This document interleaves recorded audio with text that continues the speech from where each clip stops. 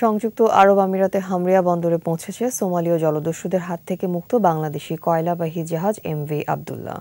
নির্ধারিত সময়ের একদিন আগে বহির্নোঙরে ভেড়া জাহাজের 23 নাবিকও সুস্থ আছেন। আজ দুপুরের দিকে জাহাজটি বন্দরের মূল জেটিতে পৌঁছাবে।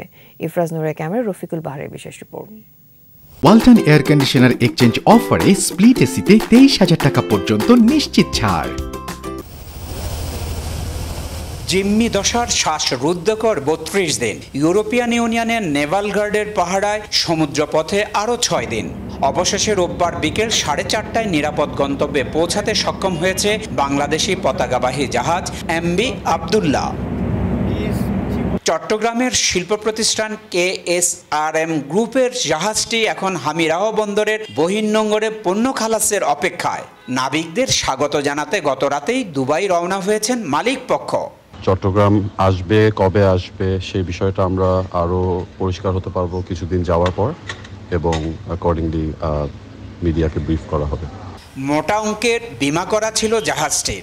নিজেদের পাওনা নিশ্চিতের পর জাহাজটি পরিত্যক্ত ঘোষণা করে চলে আসার সুযোগ ছিল মালিক পক্ষের, কিন্তু নিজেদের ব্যবসার ভবিষ্যৎ ও নাবিকদের নিরাপত্তা বিবেচনায় সে পথে হাঁটেননি তারা। আমরা একটা পরিবারের মতো কাজ করি। 24টা জাহাজে 1200-1300 নাবিক। তো যত তাড়াতাড়ি ওদের আনতে পারবো, ওদের এই মানসিক কষ্ট থেকে মুক্তি দেবে, সেটাই ছিল আমাদের মূল উদ্দেশ্য।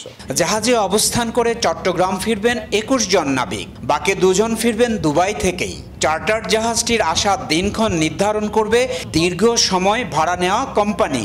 জাহাজে অবস্থান করলে চুক্তি অনুসারে প্রচুর অর্থ উপার্জন করবেন নাবিকরাও।